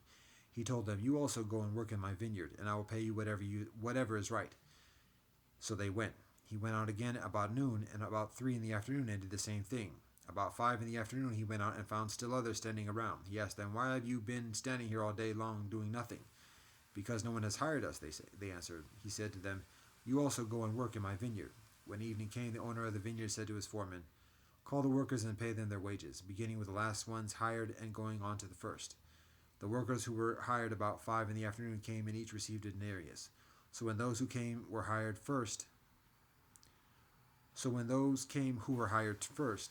they expected to receive further, but each one of them also received a denarius. When they received it, they began to grumble against the landowner. "These who were hired last only worked 1 hour," they said, "and you have made them equal to us who have borne the burden of the work and the heat of the day. But he answered one of them, I am not being unfair to you, friend. Didn't you agree to work for a denarius? Take your pay and go. I want to give the one who was hired last the same as I gave you. Don't I have the right to do what I want with my own money? Or are you envious because I am generous? So the last will be first, and the first will be last. Now Jesus was going up to Jerusalem. On the way he took the 12 aside and said to them, We are going up to Jerusalem, and the Son of Man will be delivered over to the chief priests and the teachers of the law. They will condemn him to death, and will hand him over to the Gentiles to be mocked and flogged and crucified. On the third day he will be raised to life. Then the more of Zebedee's sons came to Jesus with her sons, and kneeling down asked a favor of him. What is it you want? He asked. She said, Grant that one of these 2 sons of mine may sit at your right and the other at your left in your kingdom. You don't know what you are asking, Jesus said to them. Can you drink the cup I am going to drink? We can, they answered. Jesus said to them, You will indeed drink from my cup, but to sit at my right or left is not for me to grant. These places belong to those for whom they have been prepared by my Creator. When the 10 heard about this, they were indignant with the 2 brothers. Jesus called them together and said, You know that the rulers of the Gentiles master it over them, and their high officials exercise authority over them. Not so with you. Instead, whoever wants to become great amongst you must be your servant.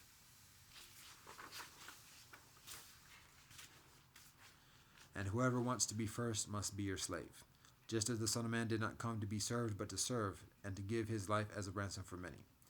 As Jesus and his disciples were leaving Jericho, a large crowd followed him. 2 blind men were sitting by the roadside, and when they heard that Jesus was going by, they shouted, Master, Son of David, have mercy on us.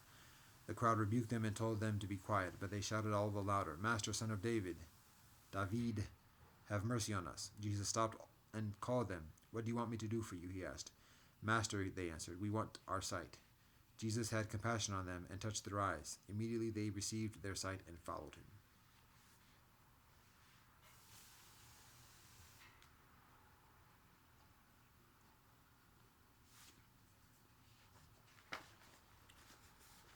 Quran Surah Yunus. Bismillah ar-Rahman ar-Rahim. Alif Lam Ra. These are the ayats of the Book of Wisdom. Is it a matter of wonderment to men that we have sent our inspiration to a man from amongst themselves, that he should warn mankind of their danger and give the benevolent news to the believers that they have before their Lord the lofty rank of truth? But say the unbelievers, this is indeed an evident sorcerer. Verily your Lord is Allah, who created the heavens and the earth in 6 days, and is firmly established on the throne of authority, regulating and governing all things. No intercessor can plead with Allah except after Allah's leave hath been obtained. This is Allah your Lord. Allah therefore serve ye. Will ye not receive admonition? To Allah will be your return of all of you. The promise of Allah is true and sure. It is Allah who beginneth the process of creation and repeateth it, that Allah may reward with justice those who believe and work righteousness. But those who reject Allah will have drafts of boiling fluids, and a penalty grievous, because they did reject Allah. It is Allah who made the soleil to be a shining glory, and the moon to be a light of beauty, and measured out stages for her, that ye might know the number of years and the count of time. No wise did Allah create this, but in truth and righteousness. Thus doth Allah explain Allah's signs in detail for those who understand. Verily, in the alternation of the night and the day, and in all that Allah hath created in the heavens and the earth, are signs for those who fear Allah. Those who rest not their hope on their meeting with us, but are pleased and satisfied with the life of the present, and those who heed not our signs, their abode is the fire because of the evil they earn. Those who believe and work righteousness, their Lord will guide them because of their faith. Beneath them will flow rivers and gardens of bliss. This will be their cry therein. Glory to thee, O Allah, and peace will be their greeting therein, and the close of their cry will be, Praise be to Allah, the cherisher and sustainer of the worlds.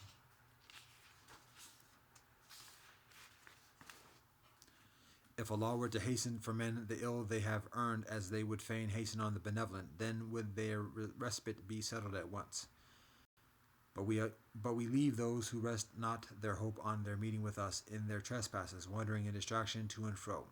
When trouble toucheth a man, he crieth unto us in all postures, lying down on his side, or sitting, or standing. But when we have solved his trouble, he passeth on his way as if he had never cried to us, for a trouble that touched him. Thus do the deeds of transgressors seem fair in their eyes. Generations before you we destroyed when they did wrong Their apostles came to them with clear signs, but they would not believe. Thus do we requite those who sin. Then we made you heirs in the land after them, to see how ye would behave. But when our clear signs are rehearsed unto them, those who rest not their hope on their meeting with us say, bring us a reading other than this, or change this. Say, it is not for me, or of my own accord, to change it. I follow not but what is revealed unto me. If I were to disobey my Lord, I should myself fear the penalty of a great day to come. Say, if Allah had so willed, I should not have rehearsed it to you, nor would Allah have made it known to you. A whole lifetime before this have I tarried amongst you. Will ye not then understand? Who doth further wrong than such as forge a lie against Allah or deny Allah's signs, but never will prosper those who sin? They serve besides Allah things that hurt them not nor benefit them, and they say, these are our intercessors with Allah. Say, do ye indeed inform of Allah of something Allah knows not, in the heavens or on earth? Glory to Allah. It is and much is Allah above the partners they ascribe to Allah. Mankind was but one nation, but differed later. Had it not been for a word that went forth from before thy Lord, their differences would have been settled between them. They say, why is not a sign sent down to him from his Lord? Say, the unseen is only for Allah to know. Then wait ye, I too will wait with you. When we make mankind taste of some mercy after adversity hath touched them, behold, they take to plotting against our sign. Say, swifter to plan is Allah. Verily our messengers record all the plots that ye make. Allah it is who enableth you to traverse through land and sea, so that ye even board ships. They sail with them with a favorable wind, and they rejoice thereat. Then comes a stormy wind, and the waves come to them from all sides, and they think they are being overwhelmed. They cry unto Allah, sincerely offering their duty unto Allah, saying, if thou dost deliver us from this, we shall truly show our gratitude. But when Allah delivered them, behold, they transgress insolently through the earth in defiance of right. O mankind, your insolence is against your own souls, and enjoyment of the life of the present. In the end, to us is your return, and we shall show you the truth of all that ye did. The likeness of the life of the present is as the rain which we send down from the skies. By its mingling arises the produce of the earth, which provides food for men and animals. It grows to the land, is clad with its golden ornaments, and is decked out in beauty. The people to whom it belongs think they have all powers of disposal over it. There reaches it our command by night or by day, and we make it like a harvest clean mowed, as if it had not flourished only the day before. Thus do we explain the signs in detail for those who reflect. But Allah doth call to the home of peace. Allah doth guide whom Allah pleaseth to a way that is straight. To those who do right is a benevolent reward, yea, further than in measure. No darkness nor shame shall cover their faces. They are companions of the garden, they will abide therein for aye. But those who have earned evil will have a reward of like evil. Ignominy will cover their faces. No defender will they have from the wrath of Allah. Their faces will be covered, as it were, with segments from the depth of the darkness of night. They are companions of the fire. They will abide therein for aye. One day shall we gather them all together. Then shall we say to those who join deities with us, to your place, ye and those ye joined as partners. We shall separate them, and their partners shall say, it was not us that ye worshipped. Enough is Allah for a witness between us and you. We certainly knew nothing of your worship of us. There will every soul prove the fruits of the deeds it sent before. They will be brought back to Allah, their rightful Lord, and their invented falsehoods will leave them in the lurch.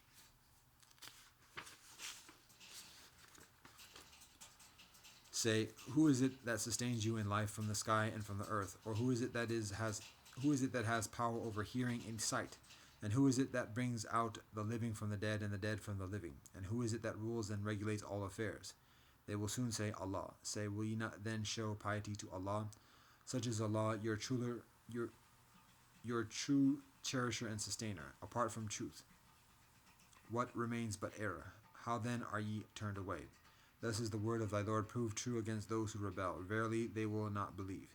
Say of your partners, can I any originate creation and repeat it? Say, it is Allah who originates creation and repeats it. Then how are ye deluded away from the truth?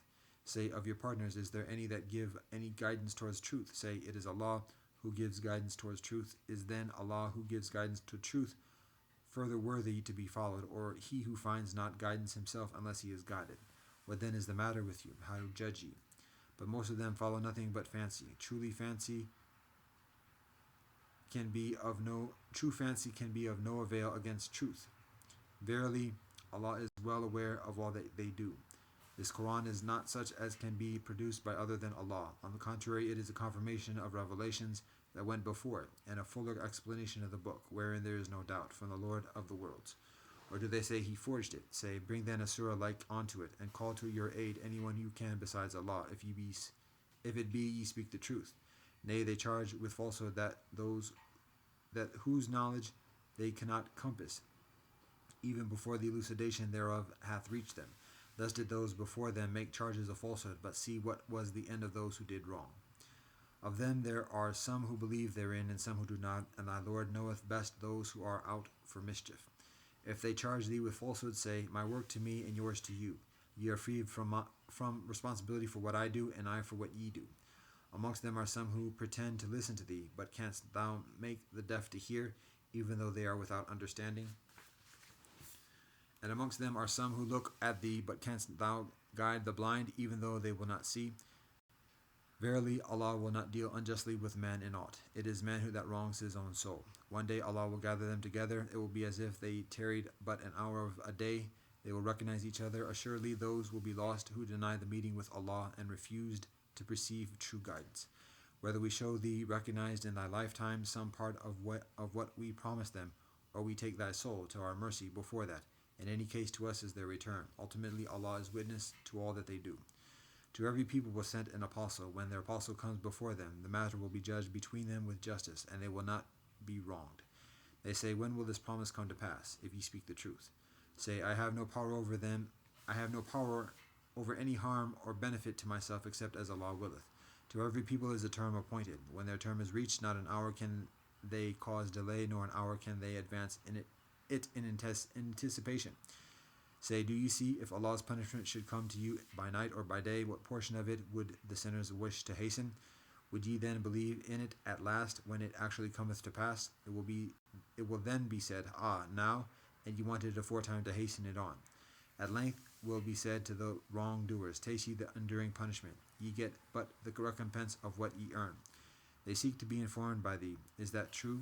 Say, aye, by my Lord, it is the very truth, and ye cannot frustrate it. Every soul that hath sinned, if it possessed all that is on earth, would fain give it in ransom. They would declare their repentance when they see the penalty, but the judgment between them will be with justice, and no wrong will be done unto them. Is it not the case that to Allah belongeth whatever is in the heavens and on earth? Is not the case that Allah's promise is assuredly true, yet most of them understand not. It is Allah who giveth life and who taketh it, and to Allah shall ye all be brought back.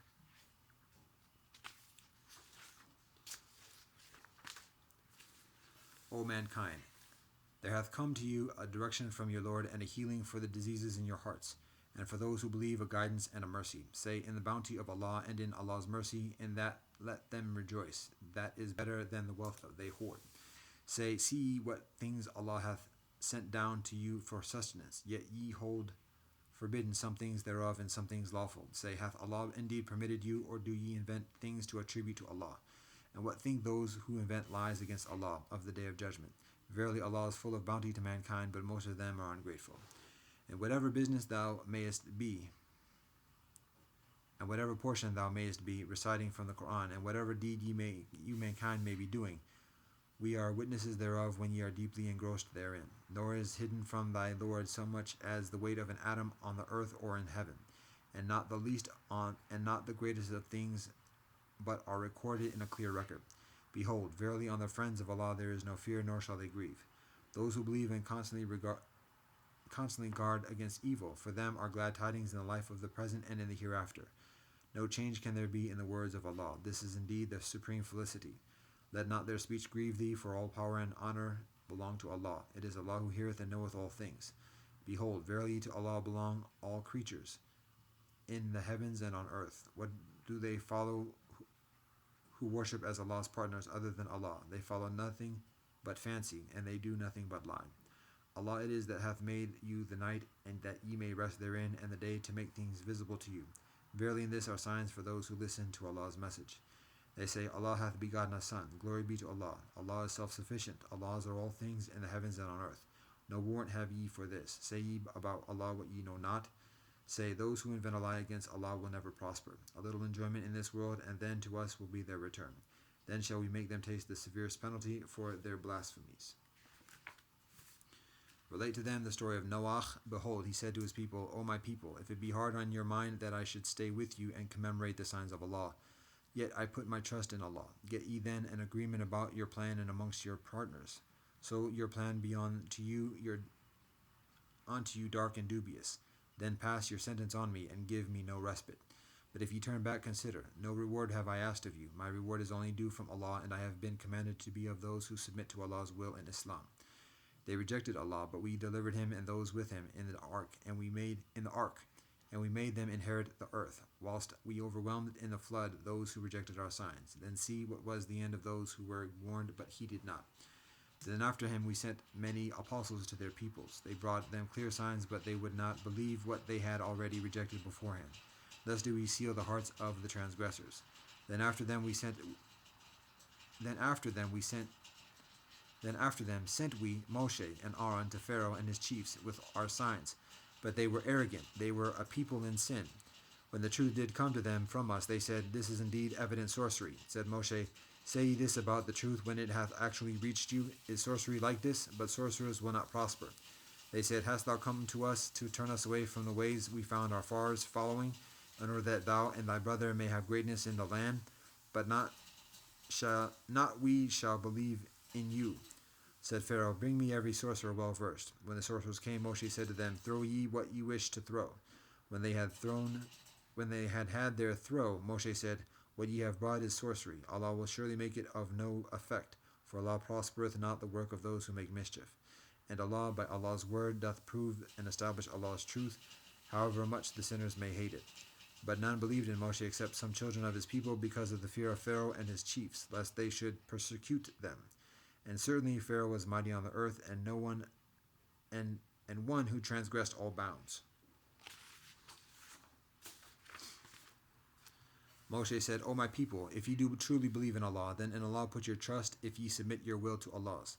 They said, In Allah do we put our trust. Our Lord, make us not a trial for those who practice oppression, and deliver us by thy mercy from those who reject thee. We inspired Moshe and his brother with this message. Provide dwellings for your people in Egypt. Make your dwellings into places of worship, and establish regular prayers, and give glad tidings to those who believe. Moshe prayed, Our Lord, thou hast indeed bestowed on Pharaoh and his chiefs splendor and wealth in the life of the present, and so, our Lord, they misled men from the path. Deface, our Lord, the features of their wealth, and send hardness to their hearts, so they will not believe until they see the grievous penalty. Allah said, Accepted is your prayer, O Moshe and Aaron. So stand ye straight and follow not the path of those who know not. We took the children of Israel across the sea. Pharaoh and his hosts followed them in insolence and spite. At length, when overwhelmed with the flood, he said, I believe that there is no deity except Allah, whom the children of Israel believe in. I am of those who submit to Allah in Islam. It was said to him, Ah, now, but a little while before wast thou in rebellion, and thou didst mischief and violence. This day shall we save thee in the body, that thou mayest be a sign to those who come after thee. But verily many amongst mankind are heedless of our signs. We settled the children of Israel in a beautiful dwelling place, and provided for them sustenance of the best. It was after knowledge had been granted to them that they fell into schisms. Verily Allah will judge between them as to the schisms amongst them on the day of judgment. If thou wert in doubt as to what we have revealed unto thee, then ask those who have been reading the book from before thee. The truth hath indeed come to them from thy Lord, so be in no wise of those in doubt, nor be of those who reject the signs of Allah, or thou shalt be of those who perish. Those against whom the word of thy Lord hath been verified would not believe, even if every sign was brought unto them, until they see for themselves the penalty grievous. Why was there not a single township amongst those we warned which believed, so its faith should have benefited it, except the people of Yonah? When they believed, we removed from them the penalty of ignominy in the life of the present, and permitted them to enjoy their life for a while. If it had been in thy Lord's will, they would have all believed, all who are on earth. Wilt thou then compel mankind against their will to believe? No soul can believe except by the will of Allah, and Allah will place doubt or obscurity on those who will not understand. Say, Behold, all that is in the heavens and on earth, but neither signs nor warners benefit those who believe not. Do they then expect anything but what happened in the days of the men who passed away before them? Say, Wait ye then, for I too will wait with you. In the end, we deliver our apostles and those who believe. Thus is it fitting on our part that we should deliver those who believe. Say, O ye men, if ye are in doubt as to my religion, behold, I worship not what ye worship other than Allah, but I worship Allah, who will take your souls at death. I am commanded to be in the ranks of the believers. And further thus, set thy face towards religion with true piety, and never in any wise be of the unbelievers, nor call on any other than Allah. Such will neither benefit thee nor hurt thee. If thou dost, behold, thou shalt certainly be of those who do wrong. If Allah do touch thee with hurt, there is none that can remove it but Allah. If Allah do design some benefit for thee, there is none can keep back Allah's favor. Allah causeth it reach whomsoever of Allah's servants Allah pleaseth, and Allah is the oft forgiving, most merciful. Say, O ye men, now truth hath reached you from your Lord. Those who receive guidance do so for the benefit of their own souls. Those who stray do so for their own loss. And I am not set over you to arrange your affairs. Follow thou the inspiration sent unto thee, and be patient and constant, till Allah do decide, for Allah is the best to decide.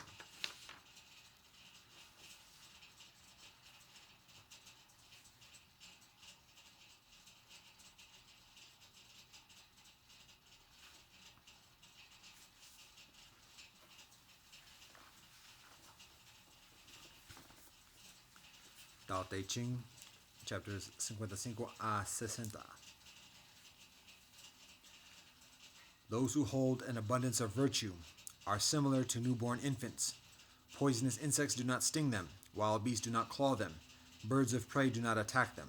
Their bones are weak, tendons are soft, but their grasp is firm. They do not know of intimate union, but can manifest affection. Due to the optimum of essence, they can cry the whole day and yet not be hoarse, due to the optimum of harmony. Knowing harmony is said to be constancy. Knowing constancy is said to be clarity. Excessive vitality is said to be inauspicious. Mind, beginning again, the chapter. Those who hold an abundance of virtue are similar to newborn infants. Poisonous insects do not sting them, wild beasts do not claw them, birds of prey do not attack them. Their bones are weak, tendons are soft, but their grasp is firm. They do not know of sexual union, but can manifest affection, due to the optimum of essence. They can cry the whole day and yet not be hoarse, due to the optimum of harmony. Knowing harmony is said to be constancy. Knowing constancy is said to be clarity. Excessive vitality is said to be inauspicious. Mind overutilizing energy is said to be aggressive. Things become strong and then grow old. This is called contrary to the Tao. That which is contrary to the Tao will soon perish.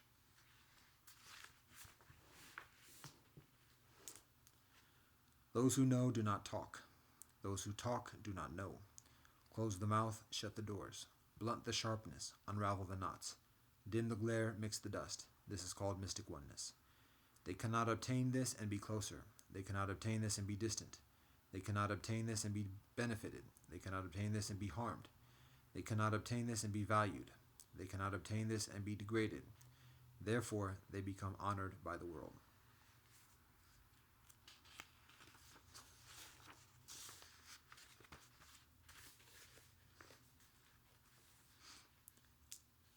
Govern a country with upright integrity. Deploy the military with surprise tactics. Take the world with non-interference. How do I know this is so? With the following. When there are many restrictions in the world, the people become further impoverished. When people have many sharp weapons, the country becomes further chaotic. When people have many clever tricks, further strange things occur. The further laws are posted, the further robbers and thieves there are. Therefore, the sage says, I take unattached action, and the people transform themselves.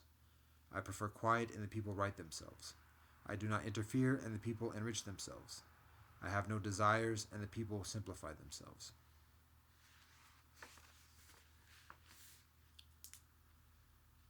When governing is lackluster, the people are simple and honest.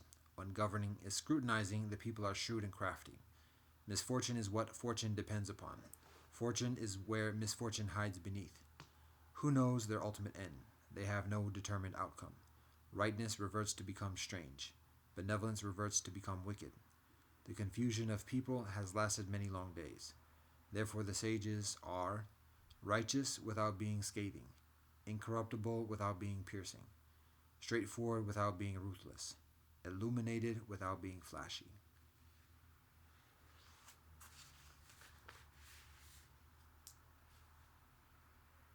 Govern a country with upright integrity.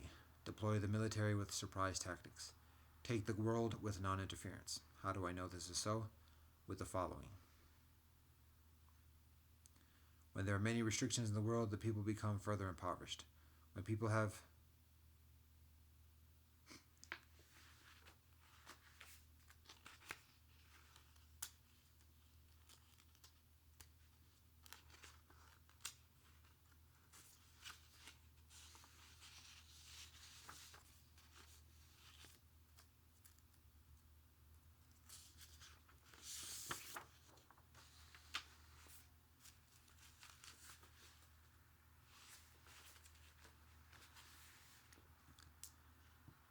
In governing people and serving heaven, there is nothing like conservation. Only with conservation is it called submitting early. Submitting early Submitting early is called emphasis on accumulating virtues. Accumulating virtues means there is nothing one cannot overcome. When there is nothing that one cannot overcome, one's limits are unknown. The limitations being unknown, one can possess sovereignty. With this more principle of power, one can be everlasting. This is called deep roots and firm foundation, the Tao of longevity and lasting vision.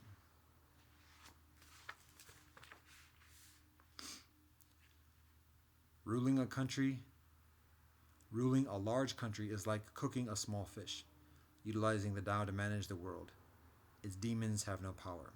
Not only do its demons have no power, its angels do not harm people. Not only do its angels not harm people, the sages also do not harm people. They both do no harm to one another. So virtue merges and returns.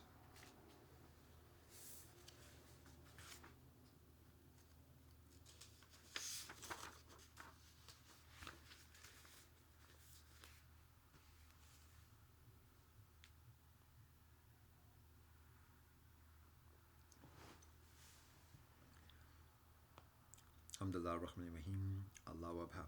Deus são os aqui essentiais são da fakita no metum, bahengu sanam. Da kuda fehunda. Ja. Rokhata Arnai Elahinu Melach Alam Shakatanu Bamatutav Tivan Super Vaitora.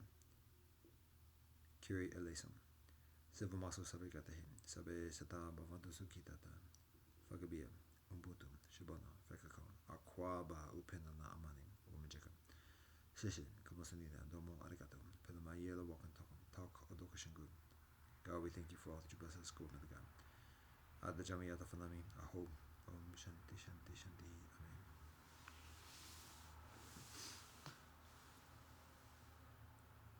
Alhamdulillah Rahman Rahim. Allah Wabham. Deus nosso aqui essentiais são da fakita no metum, bahengu sanam. Da kuda fehunda. Ja. Baruchata Arnai Elahinu Melech Alam Hamotzi Lachem Min Haaretz. Kiri Elesum. Sivumasu Sabrikatahim. Sabe Sata Bavantu Sukitata. Fagabia. Umbutum. Shibana. Fekako. Aquaba Upenana Amani. Umajaka. Shishi. Kamasanida. Domo Arigato. Pelamayelo Wakan Talk Odokashangu. God, we thank you for all that you bless us. Go with God. Ad the Jamiyat Fanami. Aho. Om Shanti Shanti Shanti. Amen.